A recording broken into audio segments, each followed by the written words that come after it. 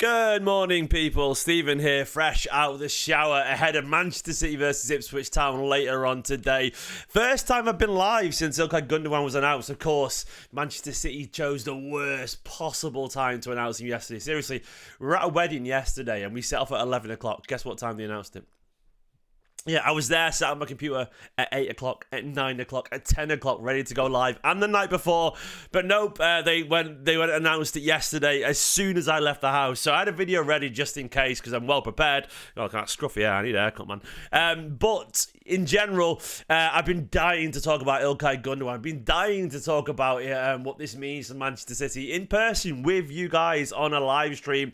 And today is a beautiful day, because Ilkay Gundogan will be back in a Manchester City shirt. But how much will he be in a City shirt? Will he start today? Will he play? Will he be involved in the squad? I think so, if we're being honest. We're going to talk about that and loads more. Don't forget, this is a Steam Company. If you want to give the video a like and subscribe and help support the channel, it would mean the world to me. It really would do. Click the link in the description below as well if you want to catch my watch along later. It's on the new streaming platform, Tifo, which I'm enjoying working with. Use the referral code Stephen with a V in capital letters to sign up. It's free, don't worry. Costs you absolutely nothing. And it's good fun over there. It's a really nice community. So join me about 2:45 later, UK time, to catch the game live over there with me and have a good old chat about it as we watch the glorious Ilkay Gundogan return. Hello to Ryan, to Kieran, to Mac, to Nico, to Ailing, to Aspie, to Onami, to Tone, and Anthony in the chat. It's good to see you all here live as we preview this potentially iconic game of football. Now, of course, this is the preview. You know from previous pre-recorded videos, I used to have all these categories down at the bottom. I've not done that live because I hadn't really worked out the graphics yet. I've had a little bit of time this morning to sort of overlay. It'll look a little bit better in the future, but I'm going to go through all these categories at the bottom, including the overview of the game, the team news, the predicted 11, the opposition, and of course the predictions right at the very end to talk about it. So I'll start immediately by talking about the general overview of this game. What this game means, the stories around it, the narrative, and why I'm looking forward to it. Now, of course, if you've been sleeping under a rock, you won't know that this is Manchester City's first home game of the season. Of course, 4 games in a row. Our last game at home was when we secured the title against West Ham back in, was it May? Or was it June? I can't remember these days. Either way, last season, a few months ago, of course, we secured 4 in a row as Premier League champions. And we're back in front of our adoring audience today. And I can't wait to see how City line up. I can't wait to see how City... the City fans welcome their returning heroes. It's a chance once again to put down a marker for the season off the back of a 2-0 victory already against Chelsea. A really impressive start to the season. Another step as well towards general fitness and match practice, because this City side is still very rusty, but I still think there are very encouraging signs. And we're still, of course, staring down the potential end of the transfer window. We've got another week left. And this is another chance for Guardiola to take a look at the squad and see how they get on and if he has a temptation for another player. Because I still think there's a possibility of that. There was a betting man, I'd probably say it wouldn't happen. But you never know. And this is another game towards that conclusion either way.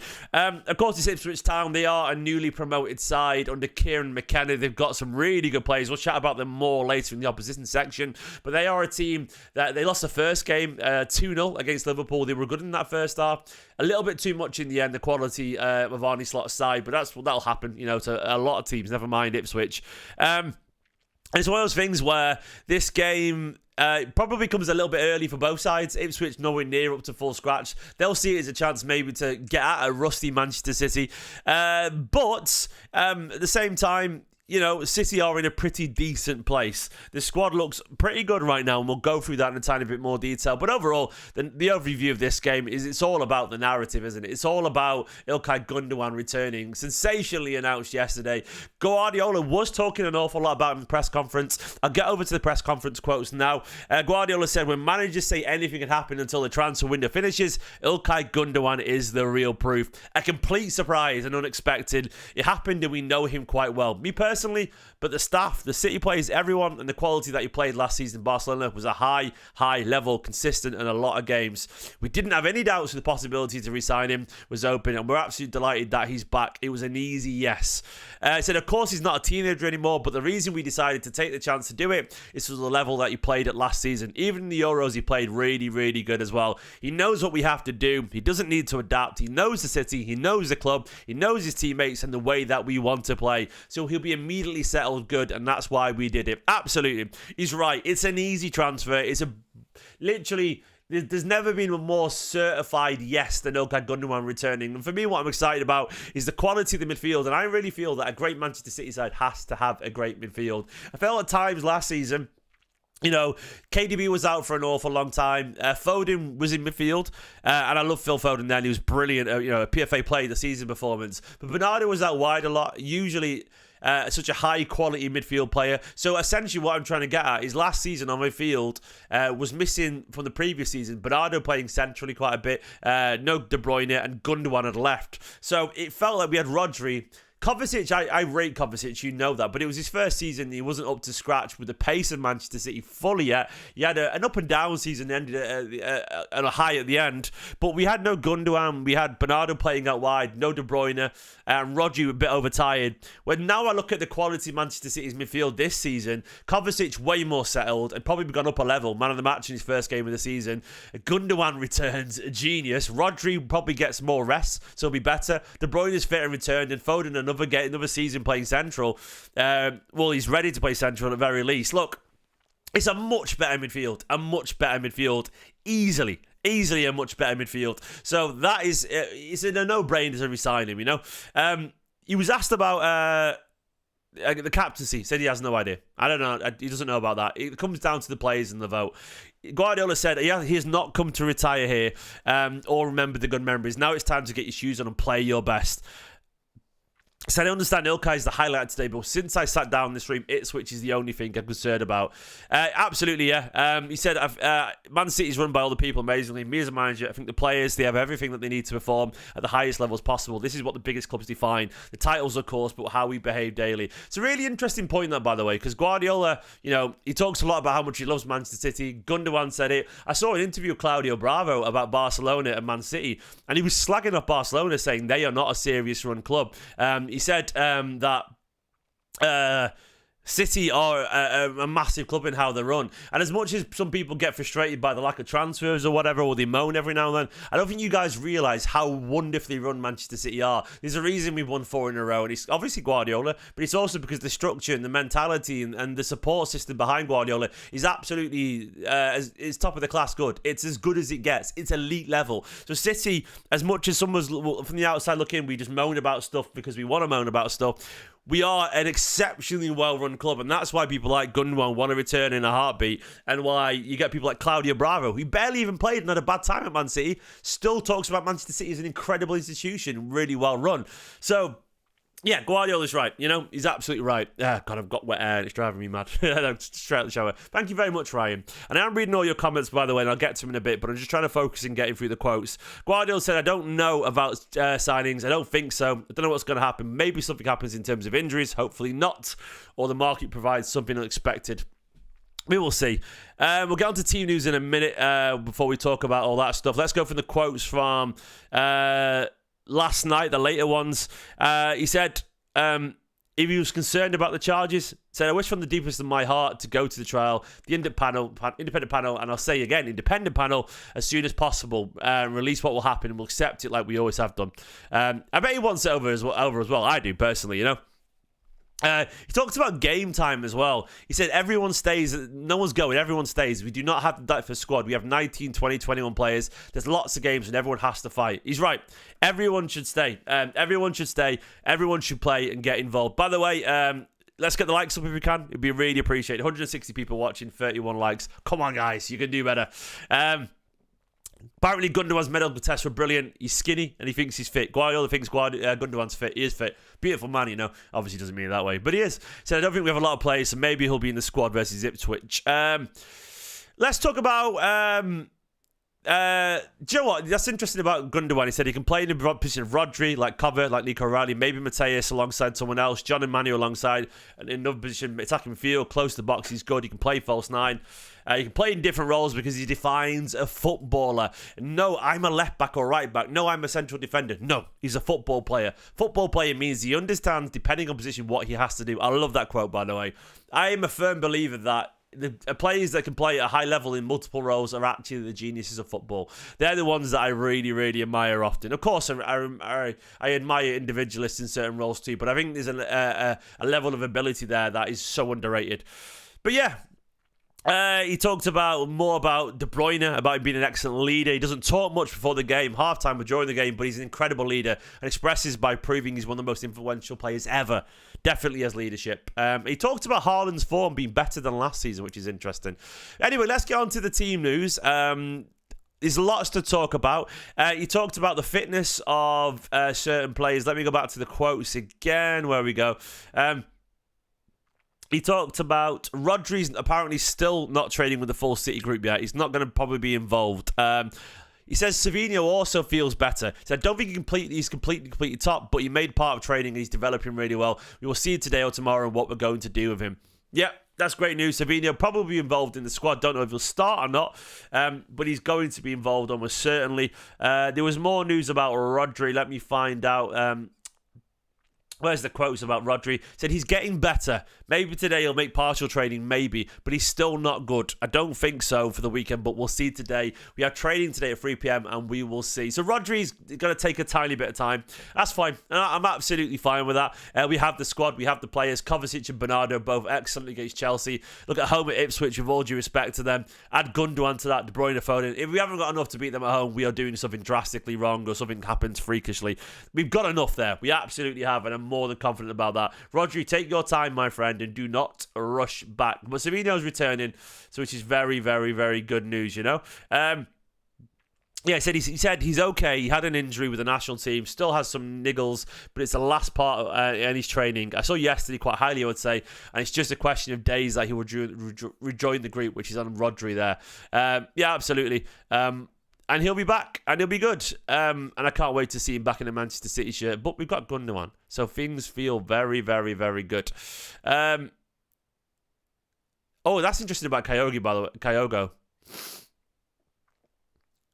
Brendan Rodgers said he's been nothing for Man City. That probably is true, actually, for what it's worth, because Guardiola tends to talk about... so City don't tend to make a bid until they're absolutely certain about a player. So there's the team news in general. I think Grealish is back fully in training, so we don't have to worry about that.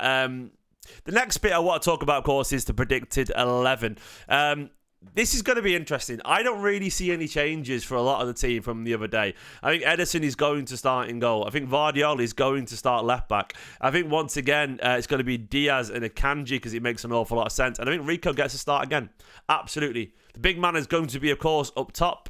I think Doku will probably start again because Jack's not fully back yet. I do feel... this is where it gets a little bit more complicated. I'm tempted to say he's not going to change anything. Kovacic, Bernardo. The only thing he might be changed is that I think we could see Foden out wide. I think Foden out wide will probably start if Savinho is not fully back. He might be tempted to do this. He might be tempted to put Gundo alongside Kovacic and Bernardo there. But I think he's not going to start him straight away. And I think it might be, if Savinho's not available, it'll be Foden out wide, which is not great, but Rico can get forward and let him drift inside. It's going to be something like that. Could Gundogan start? Look, Guardiola is not stupid. He absolutely, he's more than happy to start Ilkay Gundogan. Like, he's not afraid of a big call, Guardiola. And if Gundogan looks great in training, he'll start him at home. But I think what's going to happen is Gundogan will be on the bench. I think he'll come on. After about 60 minutes, get a hero's welcome, probably score as well, because Ilkay Gundogan is that guy. You'll get the little cheer as he runs up and down the touch lines as he warms up. It's going to be beautiful. You'll get a really nice welcome back into the stadium, I would guess. So I reckon it's going to be something like that. It could be that, you know, we do see him get the start that he probably, you know, he could start. He could do. I just don't really see it. I think it's going to be a basically unchanged team because it's in a decent space, the squad. And that means in terms of a bench, let me see if I can get a way to bring the substitutions up on screen. Have I got a text bar anywhere so I can write over it? I don't think I have. There we go. Let's write the subs down here. So the subs will be Ortega. Is this on screen? It probably won't be. Let me. There we go. So the subs will be Ortega, Ake, Walker, Stones. Is Stones available? Yes, isn't he? I'd say Gundogan. Oh, so good writing that out loud. I'm going to say Foden starts. I'm going to put Savinho on the bench if he's had an injury. So I'm going to put Foden there. Who else? Probably McAtee. Probably Nunes. I'm trying to remember the result from the other day. I'm trying to remember the squad because I'm a bit tired today because I went to a wedding obviously yesterday and I'm a little bit tired. Who else have I missed out? Let's have a look at this, the game the other day against Chelsea. Grealish, of course. Grealish. Nico O'Reilly potentially as well. Grealish. How many is that? That is 1, 2, 3, 4, 5, 6, 7, 8, 9. Probably that. I reckon the bench will probably be that. That makes an awful lot of sense, right? That's probably right? That's right? There we go. That is my guess there for the subs. And to be honest, there's good options there when you think about it. You've got the midfield brilliance of Nunes. Nunes? That's Gundogan, I meant to say. You've got the reliability of Nunes. You got the control of Grealish, the explosiveness of Savinho, McAtee to get on, hopefully, if we're winning comfortably. You've got Ake, Walker, Stones, which is such high-level defenders come off the bench. Ortega. It's a good bench. Lacking a striker, of course, but I still think we've got options there.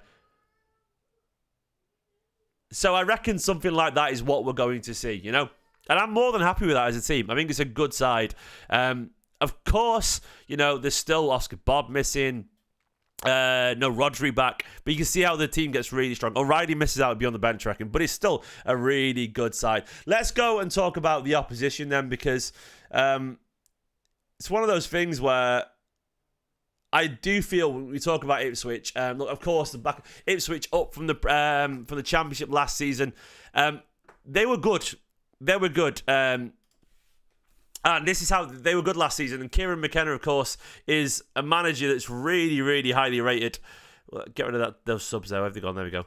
He's a manager that's really highly rated. A really, really impressive player. By the way, a nice little super chat there from Alpha. Thank you so I'm a bit tongue-tied there. Impressive manager. Thank you so much to Alpha Omega. Says Gundo, future Man City manager. Mate, I would love that. Imagine. That would be absolutely wonderful, wouldn't it? It would be dream-worthy stuff, my friend. Dream-worthy stuff. Thank you so much. I'm reading all your comments, by the way, as well. I'm not going to discuss transfer rumours right now because it's a match preview. But there's no rumours generally on Kyogo or anyone else, really. I don't think it'll happen now, is my honest opinion. I heard in general that Guardiola is considering just sort of cracking on because he likes his squad.